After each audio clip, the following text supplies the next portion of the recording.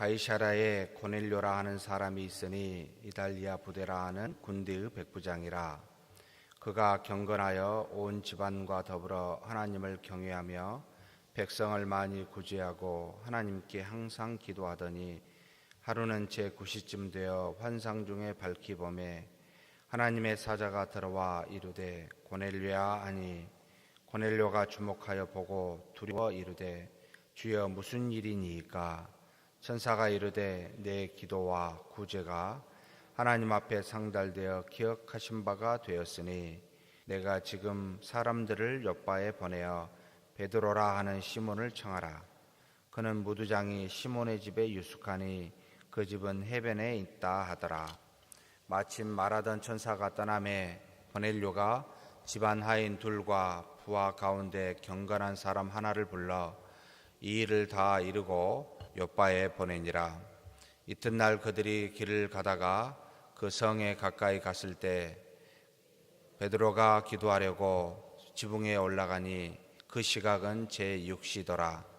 그가 시장하여 먹고자 하매 사람들이 준비할 때 황홀한 중에 하늘이 열리며 한 그릇이 내려오는 것을 보니 큰 보자기 같고 네 귀를 메어 땅에 들이웠더라. 그 안에 땅에 있는 각종 네 발 가진 짐승과 기는 것과 공중에 나는 것들이 있더라. 또 소리가 있으되 베드로야 일어나 잡아먹으라 하거늘 베드로가 이르되 주여 그럴 수 없나이다. 속되고 깨끗하지 아니한 것을 내가 결코 먹지 아니하였나이다 한데 또 두 번째 소리가 있으되 하나님께서 깨끗하게 하신 것을 내가 속되다 하지 말라 하더라. 이런 일이 3번 있은 후 그 그릇이 곧 하늘로 올려가니라. 베드로가 본 바 환상이 무슨 뜻인지 속으로 의아해 하더니 마침 고넬료가 보낸 사람들이 시몬의 집을 찾아 문 밖에 서서 불러 묻되 베드로라 하는 시몬이 여기 유숙하느냐거늘 베드로가 그 환상에 대하여 생각할 때 성령께서 그에게 말씀하시되 두 사람이 너를 찾으니 일어나 내려가 의심하지 말고 함께 가라. 내가 그들을 보내었느니라 하시니 베드로가 내려가 그 사람들을 보고 이르되 내가 곧 너희가 찾는 사람인데 너희가 무슨 일로 왔느냐. 그들이 대답하되 백부장 고넬료는 의인이요 하나님을 경외하는 사람이라 유대 온 족속이 칭찬하더니 그가 거룩한 천사의 지시를 받아 당신을 그 집으로 청하여 말을 들으려 하느니라 한데 베드로가 불러들여 유숙하게 하니라. 이튿날 일어나 그들과 함께 갈새 요바에서 온 어떤 형제들도 함께 가니라. 이튿날 가이사랴에 들어가니 고넬료가 그의 친척과 가까운 친구들을 모아 기다리더니 마침 베드로가 들어올 때 고넬료가 맞아 발 앞에 엎드려 절하니 베드로가 일으켜 이르되 일어서라 나도 사람이라 하고 더불어 말하며 들어가 여러 사람이 모인 것을 보고 이르되 유대인으로서 이방인과 교제하며 가까이 하는 것이 위법인 줄은 너희도 알거니와 하나님께서 내게 지시하사 아무다 속되다 하거나 깨끗하지 않다 하지 말라 하시기로 부름을 사양하지 아니하고 왔노라. 듣노니 무슨 일로 나를 불렀느냐. 고넬료가 이르되 내가 나흘 전 이맘때까지 내 집에서 제9시 기도를 하는데 갑자기 한 사람이 빛난 옷을 입고 내 앞에 서서 마되 고넬료야 하나님이 내 기도를 들으시고 내 구제를 기억하셨으니 사람을 요바에 보내어 베드로라 하는 시몬을 청하라. 그가 바닷가 무두장이 시몬의 집에 유숙하느니라 하시기로 내가 곧 당신에게 사람을 보내었는데 오셨으니 잘하였나이다. 이제 우리는 주께서 당신에게 명하신 모든 것을 듣고자 하여 다 하나님 앞에 있나이다. 베드로가 입을 열어 말하되 내가 참으로 하나님은 사람의 외모를 보지 아니하시고 각 나라 중 하나님을 경외하며 의를 행하는 사람은 다 받으시는 줄 깨달았도다. 아멘. 여기까지만 보겠습니다. 사도행전의 말씀은 1장 8절의 말씀을 성령이 오순절날 임하고 난 다음에 점차로 복음이 하나님이 사용하시는 제자들 통하여 확대되어지고 있음을 지금 한 장 한 장 지나면서 우리에게 보여주고 있습니다. 예루살렘에서 온 유대에서 사마리아에서 땅끝으로 가고 있는데 지금 9장에는 다메섹으로 가는 이 사울을 통하여 변화돼서 다메섹에서 복음을 증거하고, 다메섹은 예루살렘에서 서북쪽으로 약간 지중해 가까운 쪽에 있습니다.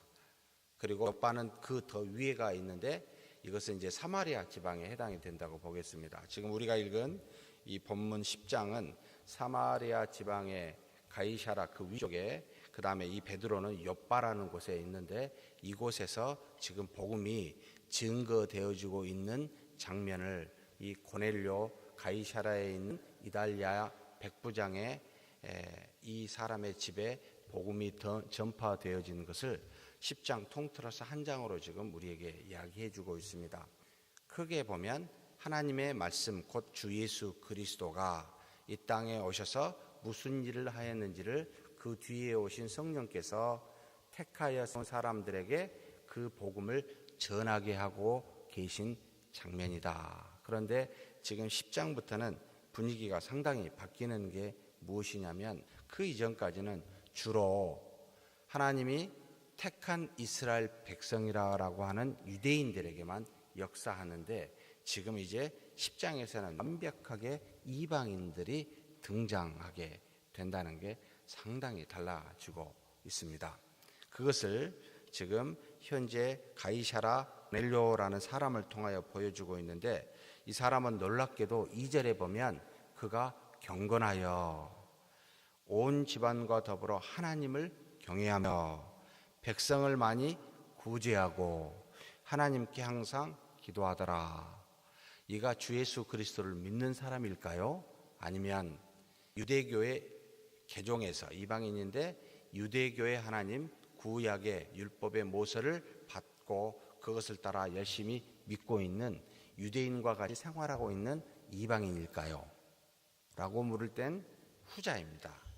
주 예수 그리스도를 믿는 믿음을 갖고 있기보다는 아직 모세를 통하여 살아계신 한 분, 유일하신 한 하나님만 믿고 있는 그와 같은 경건한 사람, 여기서 경건은 종교성에 심히 강하여 유대교에 따라 열심히 생활하고 있는 사람.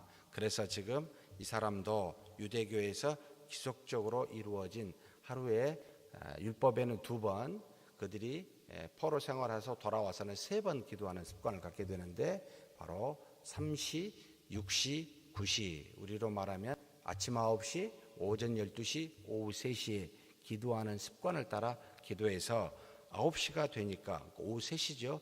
기도하고 있었는데 이때 환상 중에 하나님의 사자가 나타나 지시하는, 곧 천사가 나타나 지시하는 것을 듣게 됩니다.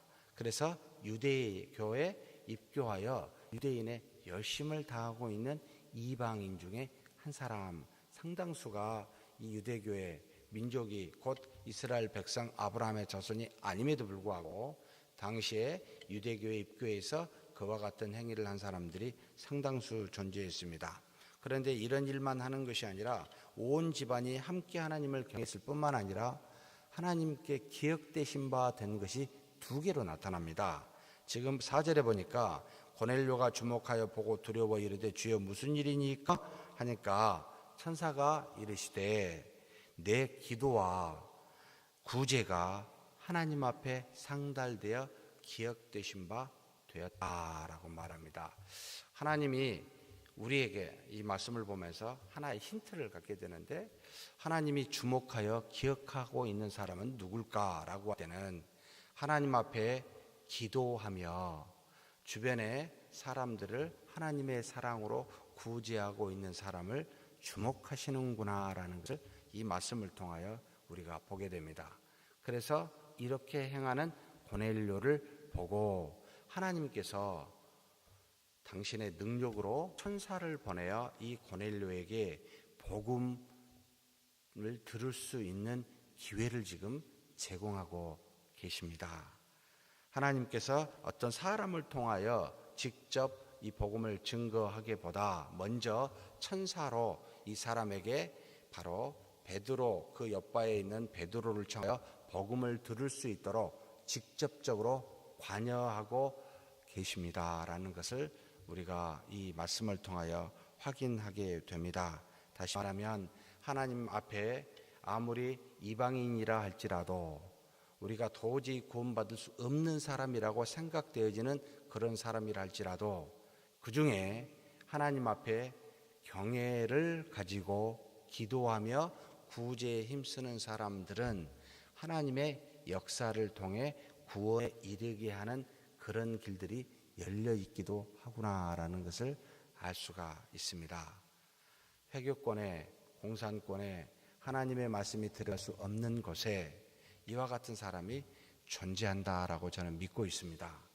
하나님이 그들에게 무언가를 보내 복음을 들을 수 있는 기회를 하나님께서 역사하사 그들로 변화되게 하는데, 그런 사람은 하나님을 경외하고 두려워하고 그 다음에 구제하며 하나님 앞에 기도하는 사람은 이와 같은 은혜와 역사를 경험하도록 이끄시는구나를 보게 됩니다. 그래서 하인 두 사람과 경건한 부한 사람 세 사람을 보내게 됩니다. 욥바로.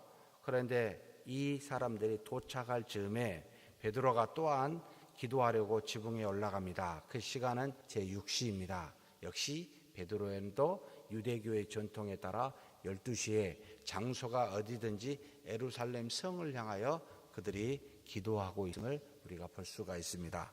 기도하러 가셨습니다. 성령께서 하나님의 천사가 역사할 때는 항상 언제일까? 저와 여러분이 우리가 이 땅에 살면서 그와 같은 놀라운 능력이나 이적이나 또는 어떤 응답을 받고 싶은데 과연 언제 이런 일이 자주 일어날까라고 할 때는 우리가 이 말씀을 보고 힌트를 얻을 수 있는 건 기도할 때라는 겁니다. 하나님 앞에 제6시에 기도하러 간 이 베드로에게 또한 하나님의 놀라운 역사가 일어나게 됩니다. 기도하고 내려와서 시장하여 먹고자 하는데 사람들이 준비하는 중에 굉장히 배가 고팠던 모양입니다. 물론 정오니까 당연하겠죠. 황홀한 중에라는 표현을 썼습니다. 엑스타시라는 표현인데 일종의 약간 몽롱한 상태의 환상을 보게 됩니다. 여러분 굉장히 재밌습니다. 밤에 꿈속에 자다가 환상을 봤다라고 말하지 않습니다. 이 고넬료도 오후 3시에 천사가 나타나 직접 눈에 보이게 역사하셨고, 이 베드로에게도 오전 12시에 아주 밝은 대낮에 분명하게 하나님의 뜻인 하나님의 역사를 알 수 있게 환상이 나타납니다. 여러분 그저 어떤 꿈속에 우리 속에 나타난 환상으로 이런 것과는 정말 차원이 좀 다릅니다. 그래서 그런 것과 결부시켜서 우리의 꿈을 환상이라고 좀 착각하지 않으셨으면 좋겠다라는 생각을 종종 하게 됩니다. 어찌되었든 이렇게 황홀한 중에 하늘에서 뭐가 열려서 내려오는데 한 그릇이 내려옵니다. 그 그릇 안에 보자기가 있고 4개는 땅에 매여 있습니다. 무슨 의미가 있는지 알 수 없지만 아무튼 특이했던 것 같습니다. 하늘이 열리며 그릇이 내려왔는데 그 안에는 땅에 있는 각종 4발 가진 짐승과 기는 것과 심지어 공중에 나는 것도 그 안에 있었습니다. 그러면서 소리가 있어 베드로에게 이야기합니다. 일어나 잡아 먹으라 라고 이야기합니다. 당연히 베드로는 구약의 율법에 모세로 준 율법에 따라 레위기서 안에 적혀 있지요. 부정한 것과 정한 것, 동물에 뭘 먹어야 되고 뭘 먹지 말아야 될지를 분명하게 알려준 그 말씀이 있어서 이 유대인들은 아무거나 먹지 아니하였습니다. 당연히 그래서 뭐라고 이야기하냐면 주여 그럴 수 없나이다. 속되고 깨끗하지 아니한 것을 내가 결코 먹지 아니하였나이다. 한데 또 두 번째 이야기하십니다. 하나님께서 깨끗하게 하신 것을 내가 속되다 하지 말라 하더라. 하나님의 말씀이 지금 충돌이 되고 있습니다. 사실 구약의 율법을 통하여 준 말씀과 지금 나타나 하신 말씀에 충돌이 있어요. 먹지 말라 한 것이 있는데 지금 다 주고 먹으라 라고 이야기했습니다. 이걸 어떻게 이해해야 할까요? 여러분, 하나님이 주신 율법, 하나님이 주신 말씀 중요합니다. 그런데 이 말씀이 왜 중요하게 됩니까? 라고 할 때는 하나님에게서 나왔기 때문입니다. 사람에게서 나온 것이 아니라 하나님에게서 나왔기 때문에, 그래서 하나님께서 주어서 그게 우리의 실천할 여러 가지 말씀이 되었는데, 이것이 곧 하나님의 말씀이라고 해서 눈에 보이지 아니하신 하나님이 눈에 보이게 당신의 뜻을 알려주었으니 그 뜻대로 행하는 것이 우리 의무인데, 이 베드로에게 하나님이 직접 나타나 이것을 먹으라 할 때는 여러분 사실은 이 모든 구약에 이전에 했던 것보다 앞선 곧 하나님 자신이 뜻을 드러낸 것이기 때문에 따라야 되죠. 물론 이것과는 좀 달라요. 하나님의 말씀이 이렇게 다 있는데 이것과 상반되게 하나님께서 우리에게 뭔가를 내 마음속에 주어서 내 마음속에 있는 것이 현재 하나님의 뜻인 줄 알고 말씀과 반대되는 것을 행하는 분들도 계십니다. 그래서 종종 어떤 사람은 이 말씀을 제쳐두고 기도만 하신 분도 계십니다. 오로지 기도만 해요. 하나님이 나에게 지시하는 대로 하겠다고. 그래서 마음의 감동이 필리핀으로 가서 선교하라 그러면 그리 가고, 또 감동이 달라지면 이렇게 계속 흔들릴 수 있는 이와 같은 기도하는 그런 신앙관을 갖고 있는 분들도 종종 있습니다. 사랑하는 성도 여러분, 그것과는 구별을 하셔야 됩니다. 놀랍게도 하나님께서 강요를 하지 않습니다. 3번을 이야기하는데 내가 지금 똑같은 이야기를 하셨을까라고 보이는데, 하나님께서 깨끗하게 하신 것을 내가 속되다 하지 말라라고 말하시지, 너 반드시 이거 먹어라고 강요하고 계시지는 않습니다. 이것은 뒤에 하나님께서 베드로에게 가르침이 준비되어 깨달을 수 있도록 기회가 있음을 알고 계시기 때문이지요. 이 이야기가 있는 즉시 무슨 일이죠? 사람이 왔고, 그 사람이 왔었을 때 베드로는 무엇을 했냐면 19절에 보면 베드로가 그 환상에 대해서 생각하고 있었습니다. 이게 무슨 이야기일까? 이 내가 속되다 한 걸, 내가 깨끗하게 한 것을 속되다 하지 말라고 말한 게 무슨 말씀일까라고 고민하고 생각하고 있을 때 또한 뭐가 역사하죠? 정말 놀라운 말씀입니다. 뭘 말합니까? 성령께서 19절입니다. 그에게 말씀하십니다. 라고 말씀하십니까? 2 사람이 너를 찾으니 일어나 내려가 의심하지 말고 함께 가라. 내가 그들을 보내었느니라.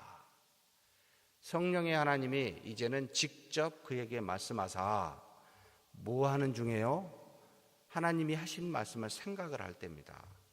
우리가 하나님의 말씀을 보고 들을 때 이 뜻이 무엇인가라고 생각을 하면 여러분, 성령께서 우리에게 그 뜻을 깨닫게 해주시는 은혜가 있습니다. 이 베드로에게도 이와 같이 생각을 할 때 말씀하십니다. 뭐라고 하시죠? 내가 그들을 보냈으니까 두려워하지 말고 가라는 겁니다. 그래서 가게 됩니다. 하루가 걸렸습니다. 이튿날 뒤에 가이사랴에 도착했습니다. 도착하니까 고넬료가 무릎을 꿇고 절합니다. 하나님의 천사가 보낸 사람, 하나님이 보낸 사람이니 얼마나 감동이 되었겠습니까? 베드로가 나도 사람이니 절하지 말라라고 말하며 오직 유일하게 절하고 경배해야 될 대상은 하나님이시다라고 말리며 거기에 들어가서 이 베드로는 즉시 깨닫게 됩니다. 바로 그가 말하는 게 28절에 나타납니다. 이르되 유대인으로서 이방인과 교제하며 가까이 하는 것이 위법인 줄은 너희도 알거니와 하나님께서 내게 지시하사 아무도 속되다 하나 깨끗하지 않다 하지 말라 하시기로 부름을 사용하지 아니하고 왔노라. 사랑하는 성도 여러분, 바로 이것이라는 걸 알게 된 겁니다. 내가 유대인으로서 더럽다 또는 가까이 하지 말아야 된다라고 하는 유대교의 전통에 따라 이방인들과 식탁의 교제를 또는 그들과 함께 상종한 일을 지금까지 금하여 왔는데, 하나님께서는 그게 아니구나. 하나님께서 속되다, 깨끗하다 하는 것을 속되다 하지 말라고 하신 것은 하나님이 전부가 다 사랑하사 이런 사람들을 이끄시고 구원하게 하시는 하나님이시구나 하는 것을 이 꿈을 통하여, 환상을 통하여 깨닫게 해주셨다는 것을 알게 됩니다. 사랑하는 성도 여러분, 우리에게 주신 하나님의 말씀, 우리 교회에서 지금까지 역사하셨던 하나님의 수많은 은혜, 이것들을 쭉 겹겹이 쌓여보면 우리는 이것을 우리의 전통이라 부릅니다. 그런데 그 전통에 하나님이 오늘 오시사 이와 같은 전통에 다른 이야기를 하셨을 때 우리는 어떻게 반응하게 될까요? 이렇게 왔기 때문에 가야 됩니다 라고 하는 것이 맞을까요? 내가 깨끗하다는 것을 너가 어찌 너의 전통이라고 지키느냐? 지금 저와 여러분에게 하나님의 뜻이 이와 같이 드러날 때 여러분 고민하지 않을 수 없게 됩니다. 어찌해야 되겠습니까? 하나님은 기본적으로 오순절날 차별 없이 오시는 하나님의 그 사랑을 전부에게 보이셨고 어떤 사람도 가리지 아니하시고 사랑하시고 구원하신다는 것을 그들의 유대교 전통에 갇혀 있었던 그 모든 것들을 깨뜨리고 계셨습니다. 우리가 배웠던 가졌던 은혜 안에 혹시 들어가게 되면 그 은혜에 훨씬 더 큰 하나님의 사랑과 하나님의 역사를 우리는 그 좁은 곳으로 가두어 버리는 우를 범하게 됩니다. 그러니 하나님의 말씀 곧 하나님 당신에 우리가 들어가게 된다면 우리의 사랑과 우리의 생각은 하나님의 생각과 일치해야 되는데 이것은 우리의 단순히 서문교회 안을 벗어나고 한국이라는 이 테두리 안에 벗어나게 되고 지구상의 온 인류 안에서도 벗어나게 되고 온 우주를 포함한 하나님의 사랑을 우리는 알게 되고 그렇게 생각하게 될 수밖에 없는, 그래서 거기까지 도달할 때까지 우리는 지속적으로 우리의 생각을 깨뜨려야 됩니다. 이것이 바로 보자기 안에 들어있었던 수많은 각종 기는 것, 네발 짐승 달린 것, 날아다니는 것들을 보여주신 하나님의 뜻입니다. 사랑하는 성도 여러분, 저는 여러분에게 새로운 것을 줄 수가 없습니다. 하나님의 말씀 외에는. 다만 과거의 구습에 따라 이것이 맞다라고 하여 이렇게 합시다라고 하였을 때 이것이 과연 하나님의 말씀보다 앞서냐 앞서지 않느냐를 저는 생각하고 그렇게 따라 하나님의 말씀에 틀리다 하면은 우리가 천년의 기독교가 130년밖에 되지 않습니다만 우리 한국교회가 그리고 전체의 기독교는 2000년밖에 되지 않습니다만 그것이 아무리 그렇게 쌓였다 할지라도 말씀의 안에 여러분 합당치 아니하다면 저는 틀리다라고 이야기를 하는 사람이어야 되지 않겠습니까? 여러분들의 요구에 따라 여러분들의 바람에 따라 제가 가게 된다면 저는 하나님의 종이 아니라 여러분의 종이 되고 맙니다. 그래서 한편으로는 죄송하기도 합니다. 한편으로는 많은 부작용이 있을 수도 있다라고 예상이 됩니다.